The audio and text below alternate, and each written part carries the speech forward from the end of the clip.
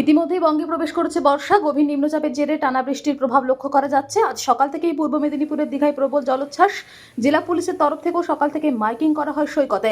আগামী 3 দিন যাতে পর্যটকরা সমুদ্রে না নামেন এবং মৎস্যজীবীরা যাতে গভীর সমুদ্রে না যান সে বিষয়ে মাইকিং করা হয়। ইতিমধ্যেই পুলিশের তরফে সৈকত খালি করার নির্দেশ দেওয়া হয়েছে পর্যটকদের। পূর্ব মেদিনীপুর জেলা পুলিশ তথা দীঘা মোহনা কোস্টাল থানার পক্ষ থেকে আগত পর্যটকদের উদ্দেশ্যে জানানো যাইতেছে যে দুর্যোগপূর্ণ ওয়েদারের কারণে আগামী 3 দিন সমুদ্র উত্তাল থাকবে।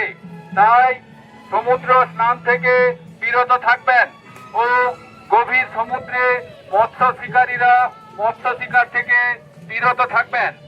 পূর্ব মেদিনীপুর জেলা পুলিশ তথা দীঘা মোহনা কোস্টাল থানার পক্ষ থেকে আগত পর্যটকদের উদ্দেশ্যে জানানো যাইতেছে যে দুর্যোগপূর্ণ ওয়েদারের কারণে আগামী 3 দিন সমুদ্র উত্তাল থাকবে। তাই সমুদ্র স্নান থেকে বিরত থাকবেন ও গভীর সমুদ্রে মৎস্য শিকারীরা মৎস্য শিকারে যাবেন না।